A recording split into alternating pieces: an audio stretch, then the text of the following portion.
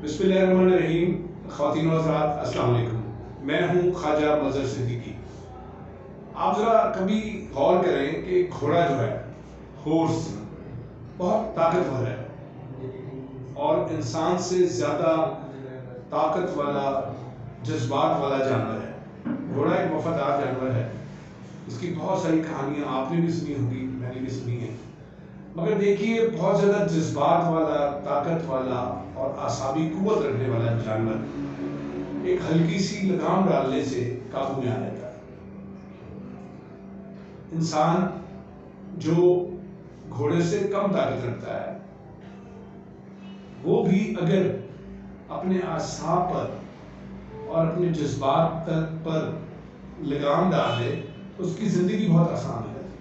अक्सर ये होता है कि जब आप अपने आसाब और अपने जज्बात को बेलगाम छोड़ देते हैं, तो कोई दूसरा आकर आप पर अपनी मर्जी की, अपने मतलब की, अपने फ़ायदे की लगाम डाल देता है।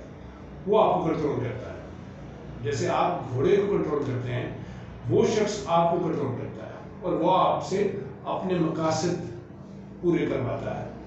आप उसके असीर हो जाते हैं। आपको ये शौक नहीं होता कि कोई शख्स हमारे जज्बात का गलत फ़ायदा उठा रहा है।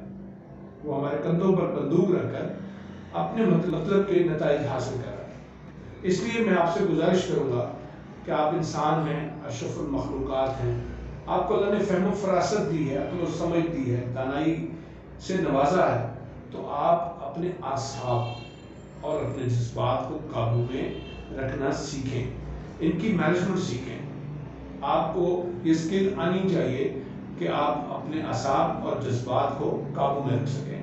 वरना वही बात कि कोई दूसरा आपके इन जज्बात का नाजायज़ फ़ायदा उठा लेगा। आइए हम ये अहद करते हैं कि हम अपने आप को कंट्रोल करना सीखेंगे, हम अपने आप को काबू में रखना सीखेंगे, हम अपनी डायरेक्शन को दुरुस्त करेंगे और अपनी गलतियों और खामियों पर काबू पाना सीखेंगे।